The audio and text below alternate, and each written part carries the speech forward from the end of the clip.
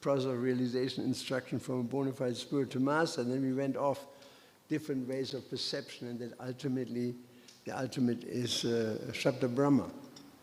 That there is no other way to understand multidimensionality. If that's what it is, I mean, it's called Vaibhava Prakash. When Krishna, for example, dances with the gopis. Let me now talk a little bit about mantra. I hope I get beyond this sentence. When we see Krishna dancing with the gopis, and every gopi can see only Krishna. They're all in their own reality, in their own dimension, right? Just like, for example, you may want to meet somebody in a superstore, 6 o'clock. What is a famous superstore here in town? Huh? Big Bazaar. Bada Bazaar. Big Bazaar. Okay, so we meet in Big Bazaar at 6 o'clock tonight. You arrive and you can't find me. You search the whole first floor, ground floor, you can't find me. And I call you up, where are you? I said, I'm in Big Bazaar. So from a Google point of view, from a two-dimensional point of view, we are in exactly the same location. But we don't see each other. Why? Because I'm in the third dimension. I'm upstairs. It's very simple. Example, you see, that you cannot see if something is in the third dimension. Somebody, can I borrow your bead bag? And you have to hold, come here, sit down, hold your bead bag. So I'll give you an example, tension. There are two ants. One ant knows only two dimensions, front, left, and back, left side, back. So the challenge, they're racing. They want to race.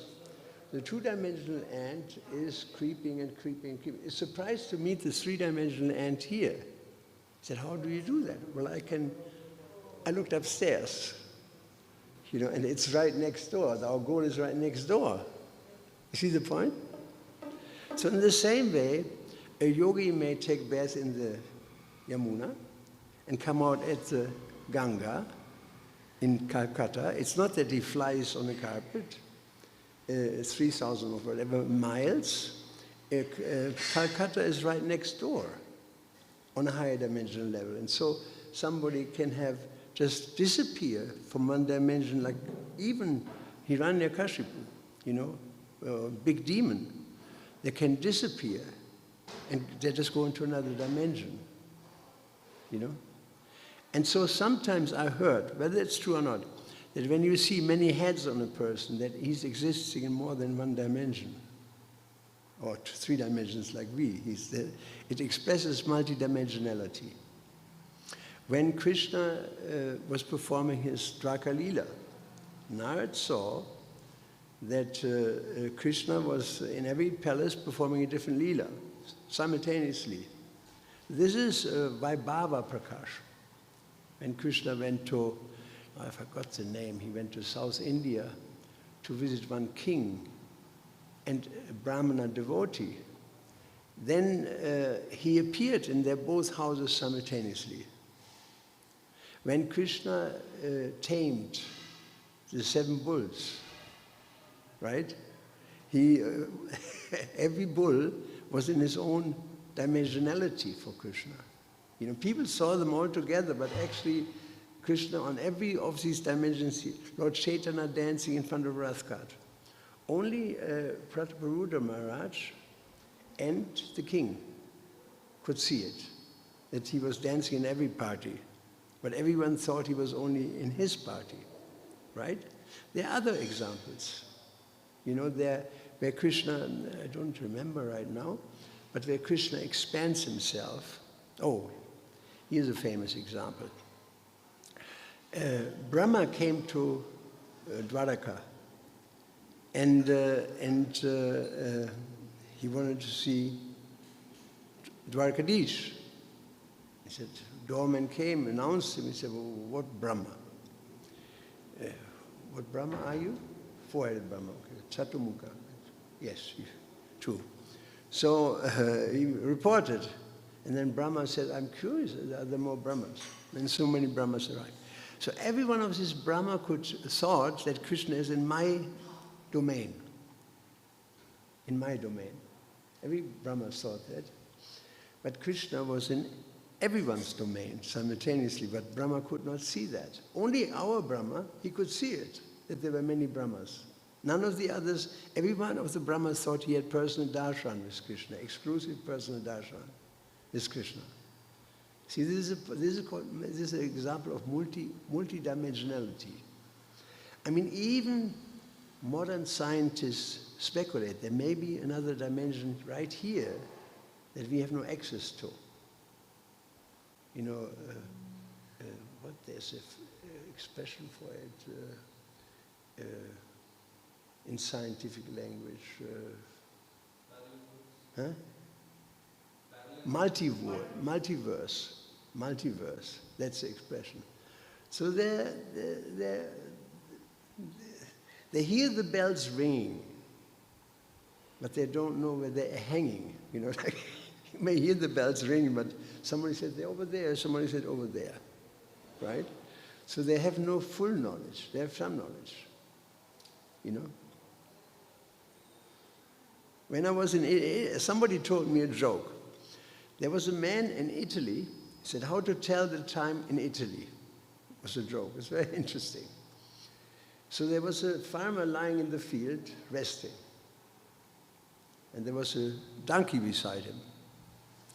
So one man came on a motorbike and said, what's the time? So he lifted up the balls, the farmer lifted the ball of a donkey and said, it is 10:30.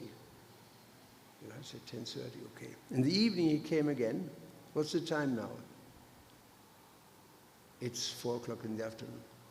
How can you tell the time by lifting up the balls of a donkey? He said, well, behind that there's a church tower. When I lift up the balls of the donkey, I see the church tower. Very simple. So this man thought it was a miracle. That simply by lifting the balls of a donkey, he can tell the time. It's very simple. He didn't have access to that. You know, that full realization. He didn't have access to that, you know. It's very simple. I mean, to even say something is separate from time. Now, if there are children here in this room, I do it all the time. And I get 2 grapes. And I said, all of you, I will now perform magic. Please close your eyes. And I take a grape and put it into my ear, or olive. And then I said, now open your eyes, and I take the grape and throw it into my mouth, eat it, and then I go. And show them the whole grape. So they can't see it. They can't see it.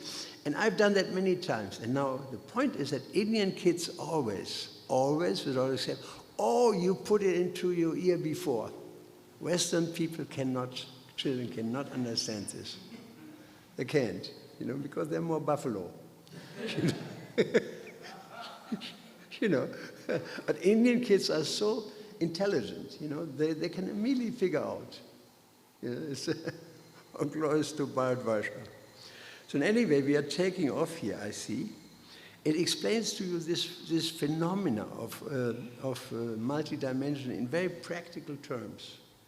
We have to understand things in very practical terms to really be able to penetrate it. Sometimes I would like to explain to you the whole thing about subtle body, gross body, all the details and what happens when we dream, what happens when we sleep, what happens when we die, what happens when we jump from the roof. You know, everything in a very graphic way, that you understand this, what actually happens there in detail. We should do this, and I give you all the Bhagavad Gita verses. That it's all in the Gita, but you have to penetrate it. You know, you have to think about it. You know, what does it actually mean? How does it translate in reality? Just like we discussed yesterday or in one of my classes, what happens, how do you scratch your head? Remember that. You see, it's all in the Bhagavad Gita, but you have to think about it and talk with others and discuss it from different angles, and somebody really gets this idea. You know, what actually Krishna is saying. And generally people cannot understand. I mean, the whole Abrahamic religions, they're all based on Abraham. Jewish, Christians, and Muslims cannot penetrate the simple idea why the innocent suffer. They cannot. There's one piece missing. And that's very simple. It's the soul. And Krishna indicates that some look at the soul as amazing, some describe him as amazing, some hear of him as amazing, and some people cannot understand at all. And there you have this one sentence, this is a little sentence in the end, you have a description of all Abrahamic religions in the world. Jewish, Christians, Muslim, they cannot understand because there's a piece missing. They don't understand the eternality of the soul. Never was a time that I did not exist, nor you, nor all these kings. They never heard that. And even if they hear it, they don't believe it. You know, they don't believe it. You know? If you say the soul is eternal, or if you say, what is a soul? Well, I don't know. The soul is eternal. No. The logic is, have you ever seen cheese? Cheese. Somebody says, no. I don't know cheese. What is it? I said, here it is. No, that's not cheese. You see, if you don't know what is cheese and I show you cheese, you have no right to say it isn't, because you have no experience. So if you say Krishna is God, do you know God? What's his name? I don't know. Krishna is God. No, it's not God. This is called buffalo. This is called actually buffalo, you know. That is not logical. It's not clear, you know. So we have to understand that if there's some piece missing, that I put this grape into my ear, you cannot understand how I'm doing that actually. And so many miraculous things can be actually described in Vedic terms. You know, somebody walks over water. It's not a miracle. You know, it is actually a siddhi, Lagima siddhi, Anima siddhi, Anima siddhi. I know, Lagima siddhi. Somebody walks through the wall. It is Anima siddhi. The Christians say, when Jesus was crucified, his disciples were hiding in a room, locked the room, because they were afraid that they were the next. And then, all of a sudden, he appeared among them. What is that? It's Anima siddhi. You know, Anima siddhi, Lagima siddhi, walking over water. Prapti, feeding 5,000 people out of a loaf of bread. This is Prapti siddhi. You know, so with Vedic knowledge, you can understand all these things in a very deep and very logical way. You know, otherwise you're in ignorance. And that's what Prabhupada said, that's why we pray, Om Agyanti Vidandas Yaganandana Shulakaya Chakshur Unminitam Yinatasmai Sri Gurave Namaha, because Prabhupada enlightens us with the torchlight of knowledge. The darkness is born of ignorance, as it says in Bhagavad Gita. You know, it's all in Bhagavad Gita, and all in Vedic scriptures, you know. And we should understand Bhagavad Gita in this way, then you can actually entertain people. You know, you can actually, you sit with friends in the university, wherever people eat, mensa, or how do you call it? There's a cafeteria. And you say, what happens when you dream? How does it actually work? Are you flying sometimes in a dream? He said, yes, I fly. How does that work? I don't know. All right, you can explain. And take some plates. I will show you. Take some plates in the cafeteria, build them on. This is a gross body. Bhumya, Aponalavayu, calm. This is the mind, subtle body. Linga, Sarira, subtle body, mind. Intelligence, one cup after the other. That's the soul. In a cup, you put a banana inside, and that's our you. And this is what happens when you dream. The subtle body lifts up. and the soul travels in its subtle body. And Prabhupada said that. You see, you can see it. What happens when we die? I will give you the practical demonstration. You can explain it to your grandmother, to anybody. The process of reincarnation, the process of dreaming, the process of dying, the process of this and process of that. Everything is very clear once you penetrate it, with questions and answers, until you get a complete picture of all these things. So, Kadama Muni was Devahuti's husband, but because he instructed her on how to achieve spiritual perfection, he naturally became her spiritual master also. There are many instances wherein the husband becomes the spiritual master. Lord Shiva also is a spiritual master of his consort Parvati. Your husband should be enlightened, so enlightened that he becomes the spiritual master of his wife in order to enlighten her in advancement in Krishna consciousness. So this is, then the husband should be older than the wife also. This is actually important, that he's ahead of her in experience. In Vedic culture, the wife is about 15 or whatever. Husband is about 24. It's an important point. He has to be ahead. And also in consciousness, and if somebody is dumb, he should marry a woman who's dumb. It's compatible. He's dumb, she's dumb, okay, may work or not work. If he's intelligent, has intelligence, he works somebody who is also intelligent but not on the same level like him. It should be matched properly. Then there's never a fight, an argument in Vedic life, and the husband is ahead of the wife. And also if the husband is in control of himself. As soon as a man is uncontrolled and is begging his wife for sex all the time, she loses all respect. All respect. If he is strong and is controlled about himself, then he's ahead of her, because women are generally not that controlled. And this is said, the husband should be so enlightened that he becomes the spiritual master of his wife in order to enlighten her in the advancement of Krishna consciousness. That is important. Generally, Stri, women are less intelligent than men. Dare you to say this in America? Dare this. All hell breaks out. When Prabhupada traveled in America, it was spread like wildfire in the female feminist community that he is a person who dares to say that men and women are not equally intelligent. And wherever Prabhupada would come out of an airport, there was a team of interviewers. The interviewer was a woman, the cameraman was a woman, the man who was holding the microphone was a woman. They were waiting for him that he came out. He said, order, we want to talk to you. There's one problem. He said, are women less intelligent? Probably, yes.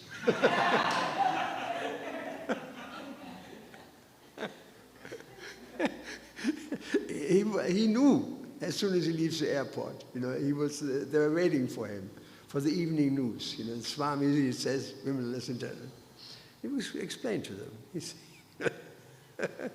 And one time, there was one woman, the interviewer, and she had a shirt, very short, and she said, open her legs like this. And Prabhupada was sitting right opposite to her. She wanted to agitate him.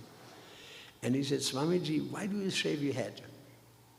Why do you shave your head? He said, it is better to have a cool brain than cold legs. Prabhupada was so charming, better to have a cool brain than cold legs.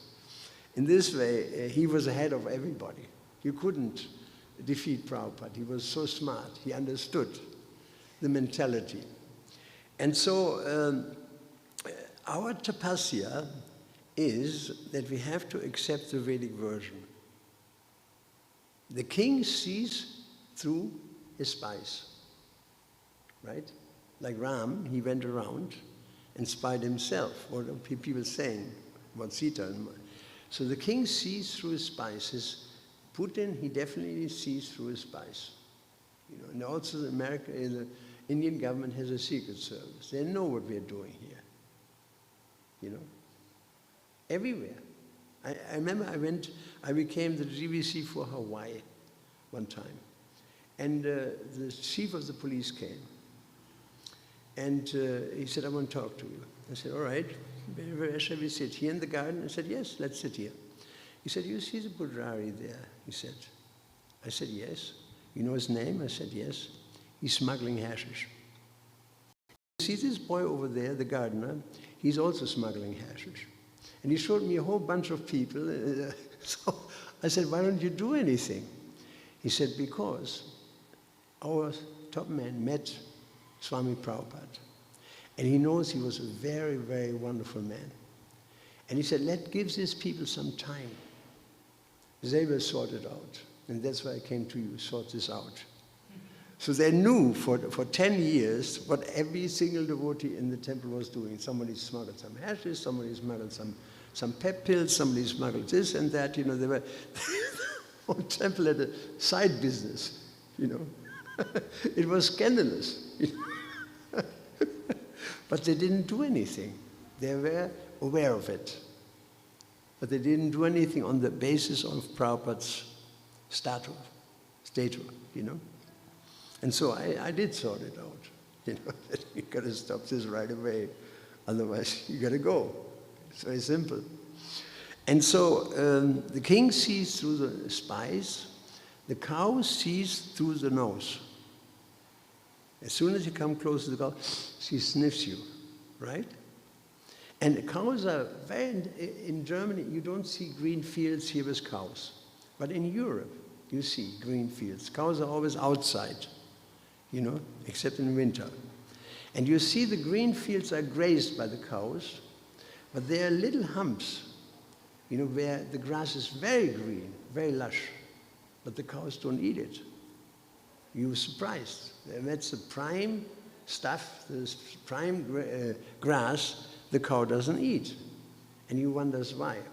It's very simple, because in the year before, a cow passed through there.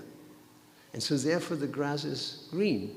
And they smell it, they don't want it. They wait for 1 year more. Next year the smell is gone, then they eat it first, before everything else. You see? Cows are very intelligent. I mean, you cannot train a horse to go left or right. You have to pull him in the mouth. If you want to have him go faster, you have to kick him into the sides, right? If you want to stop him, you have to pull him like this. Cow, bull, you can tell left, right, this, that. You can train them. If you hire, you want to go to Mathura from Vrindavan, you hire an oxen who knows the way. The farmer lies on the back of the cart, full of bung probably, right? Completely intoxicated. And the bull knows exactly where to go. You can't do this with horses. You know? Monkeys even. You see, I have a veranda. And the monkeys know, they smell. Once they're inside, it's like paradise. Everything is there. It's like a desire tree. Nuts are there, and raisins are there, and dates are there, and grains are there, and tomato, bananas are there. They smell it. And every day, they see me coming out, closing the latch. Opening the latch, getting out, closing the latch. I cannot afford 1 minute not to close. They are there, they're inside. Right? And there's here some glasses fall over and they just make a devastation. Now, they have not been able to understand that it's simply a matter of opening the latch in all these years that I'm there. A cow sees this one time. The farmer closes the latch and opens it. He goes with his tongue, you can see it on the internet, after 1 day or 2 days, and opens the latch. Very intelligent, very smart. Cows actually, very smart animals, you know. More smart than monkeys, you know. So the cow sees through the nose, she can understand, you know. She picks out of a big bunch of grass exactly the herb, which is the most tasty. She picks, king sees through the spice, cow sees through the nose. A human being sees through the senses and through the mind.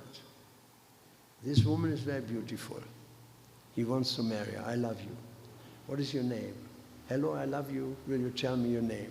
Why does he say that? Because he's immediately attracted by the outside beauty. That's all. You know? There was a brahmacharini in our temple in London. And she was very beautiful. And there were 3 brahmacharis. They fell in love with her. And they were fighting in the garden, beating each other. They became so enwrapped in an argument. Then one day she was performing the Arctic. In Western countries, proper allowed that, you know. She performed the Arctic, and he wears this chiffon, this, what is it called, this plastic sari, you know, artificial sari. Whew, the whole thing went in flames. And her face was burned. So she came to the temple, and she had, somebody has a shutter here? Yeah.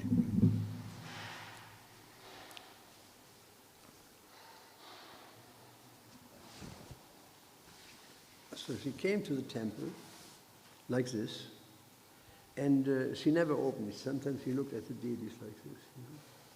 And so one of the boys said, Mataji, I know you're burned, but I love you anyway. I told you before that I would like to marry you. He said, no, you can't.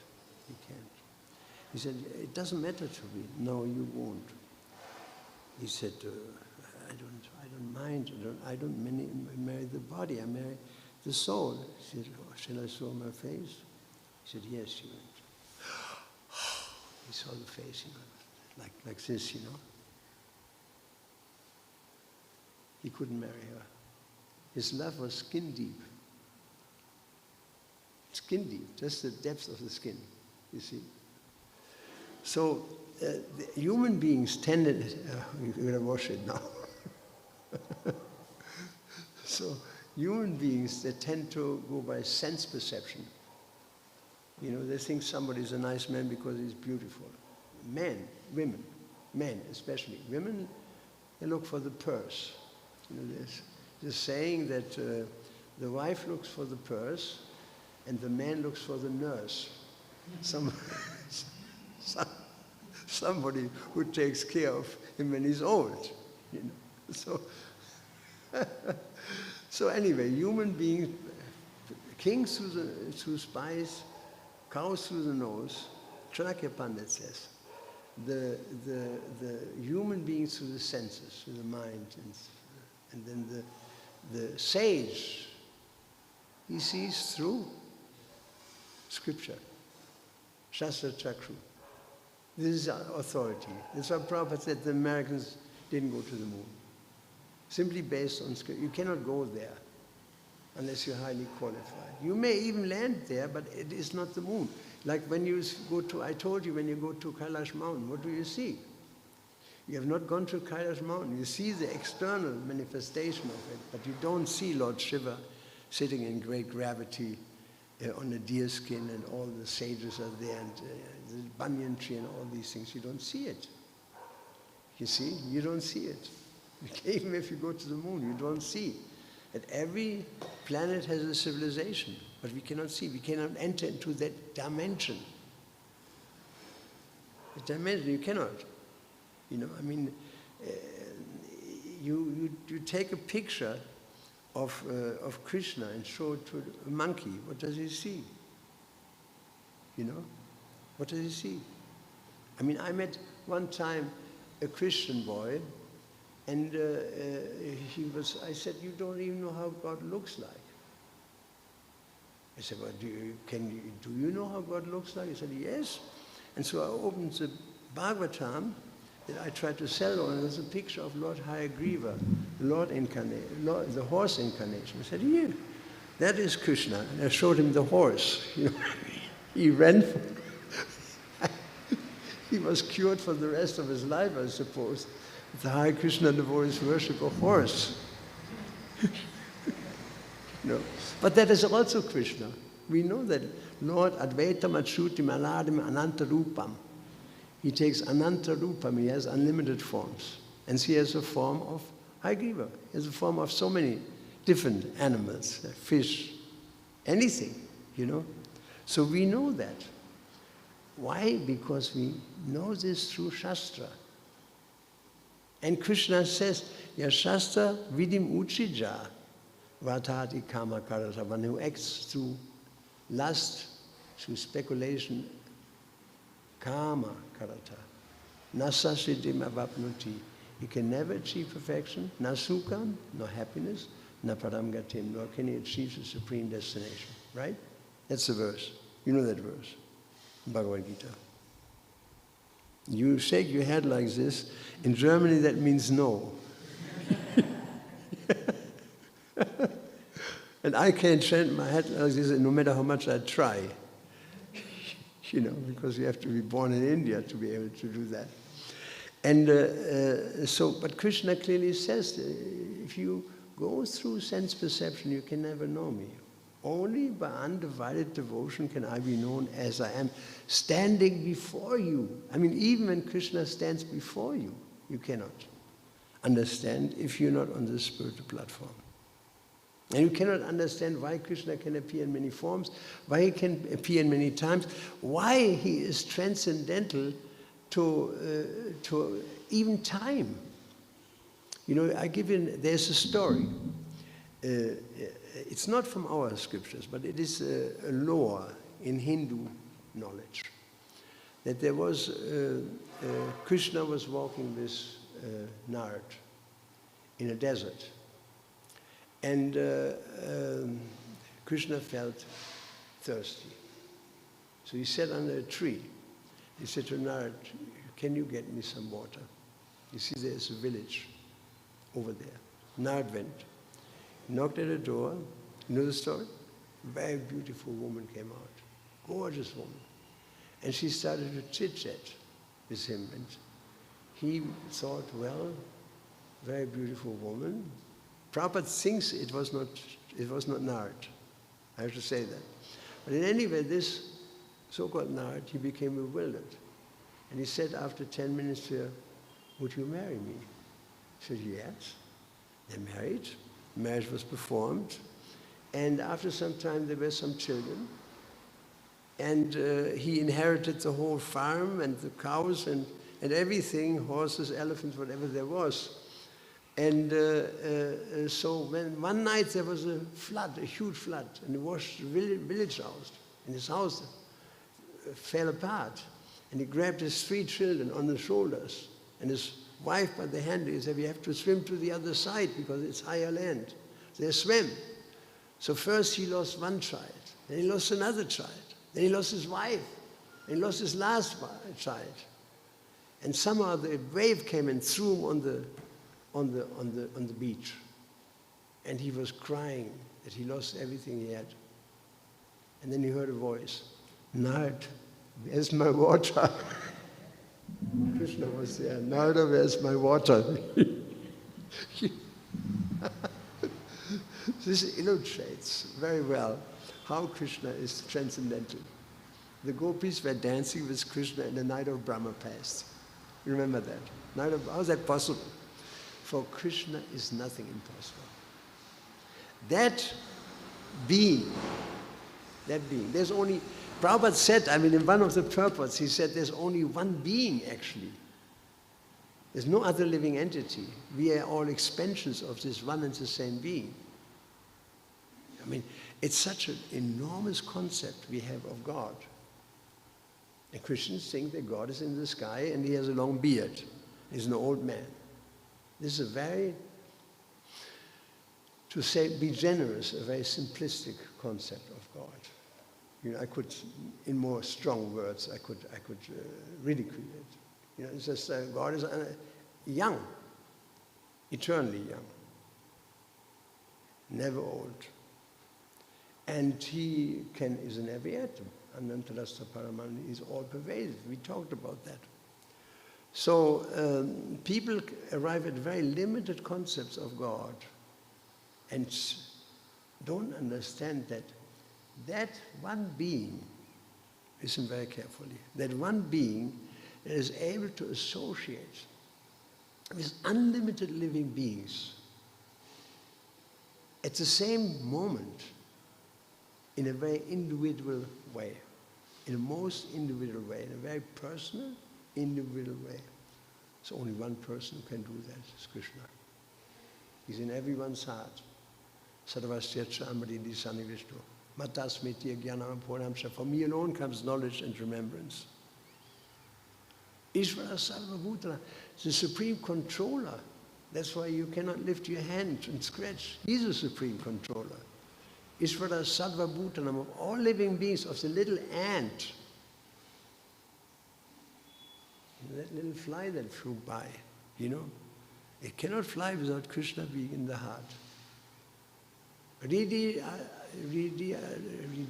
Arjuna Tishtati, he is situated in the heart. Brahmayan Sarvabhutani. Brahmayan Prabhupada sometimes explains as moving. He's moving everyone. Brahmayan Sarvabhutani. Yantra Rudhani Maya was sitting in a computer. Yantra. You know, it's a machine. The body is a machine, a yantra. You're not the yantra. But, as I explained, you are penetrating the yantra with consciousness.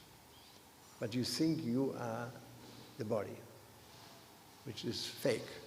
This concept is called false ego, ahankara. That you think you're the body, that's false ego. Ahankara vimudhatma. Here's another insult of Krishna in Bhagavad Gita. Ahankara vimudhatma. Somebody who thinks that he's a body is of Muda. Prime Minister of Germany, Muda. Can go from one person to the other. Professor, such and such, Muda. Even if they write huge books, they don't understand Krishna. There's one most famous philosopher of the 19th century. It's Heidegger, German professor Heidegger. Super famous. He wrote a book, Time and Being. And it was scratching on the surface of transcendence. He said time is limited, you know, so he went, so there isn't a philosopher that influenced philosophy in the 19th century more than this Heidegger. So Prabhupada wanted to see him when he came to Germany, because he is German. And so I went down there to see him. And I found his house, I knocked at the door, wife came out and said, "Who are you?" She was in a shock. I was in a dhoti and tilak and everything. I said, "Relax, Mataji, relax." She said, "I'm a monk, I live in an Indian tradition, and I have a guru, a spiritual master, and he would like to see your husband." She said, "It is too late." I said, "Why? Is he gone?" I said, "No, he's upstairs." He said, "So, can I see him?" "Well, he doesn't understand anything," she said, "since a long time." So I said, "Well, then he can't complain when I see him, isn't it?" She laughed when I said that, you know, this is true, you can't complain. So I went upstairs. She allowed me. And I sat beside him, and here he was, this titan of knowledge, you know, this tower of knowledge, you know, unbelievable scholar, you know, big books like this, you know. I couldn't even figure out what he's talking about. You know, it's so complicated. And so I said, "Professor Heidegger." He was lying like this. I said, "Professor Heidegger." She was stood at the feet. It's nothing. Then I took a book. I brought a Bhagavad Gita. So I took this book and touched his hand, Professor Heidegger. So when his thumb went around, he grabbed the book. Something happened. He could understand this book.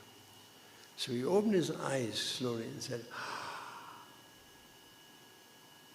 "Bhagavad Gita." He said, "I know this book, I know this book," and he started crying. He pressed it to his hand, his heart, and he fell back. His wife said, "How did you do that? I've not seen him like this for 5 years." See, Krishna's mercy. He had a moment of light in his darkness, simply by touching Prabhupada's Bhagavad Gita And simply by having the mercy of Prabhupada, he sent his disciple to see him. This was Prabhupada's mercy, that he woke up. That he woke up. Due to Krishna's touch. I know this book. He went, I know this book. Holding it like a baby and fell back. This is the power of Krishna. Holy name. I was in one time in preaching in Kenya, Mombasa. And there was a householder, he would come in the evening. His wife, I could understand, his wife would drag him to the temple. She was going into the temple, watched the darshan and everything, and he was outside talking business with some other businessman. And then he got into the habit. One day he stood up and chanted, Hey Narayan, Hey Narayan. He walked around the temple, Hey Narayan, Hey Narayan, 3 rounds, every day. Then he came in the morning with his wife, and he sang Hey Narayan. Then he came at noon, he was retired, 3 times, Hey Narayan. And then he didn't come anymore. And I was wondering, where is he? Doctor called me, Indian doctor. Africa is full of, the people who run the show are Indians in Africa. Indian doctor called me. Mr. Prithu Das is his man. And he wants to see you. He is dying. We went. So we arrived, the doctor said, it is too late. I said, why? He's still here, breathing. Breathing, yes, but look at the screen. He said, there's no brain waves. It was flat. You understand? Everybody is awake? There was no motion on the screen. He said, look at the screen, there are no brain waves. I said, well, let's chant. He said, he will not hear you. I said, well, let's try it out. So we chanted. After half an hour, there was some flicker. It became bigger and bigger. And the nurse, you see, there's a nurse supervising 10 people in a separate room with all these monitors. She came and said, for God's sake, what is happening here? He's coming back. He called the doctor. The doctor came. He said, my God, what happened? And then this guy, he stood up in bed and said, now it is Hare Krishna all the way. And he fell back and was dead. I have seen myself. You see, he fell back simply by the power of the holy name. He was woken up from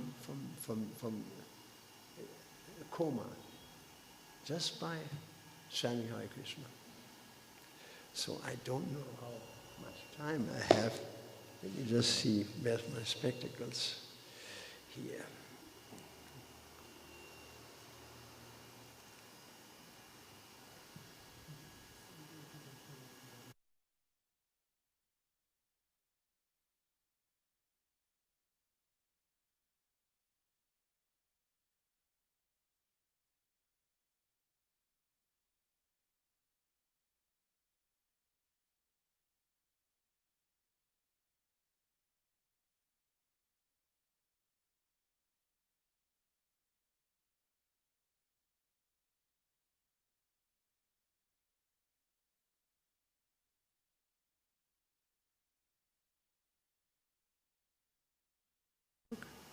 And we will stop here, right, at this verse, same place, and I continue to honor Prabhupada's purple tomorrow, or whenever.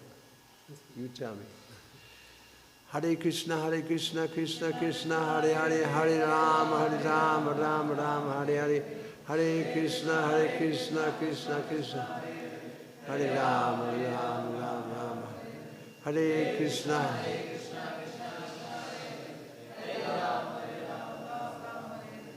And I thank you that you tell me this, because otherwise I would sit here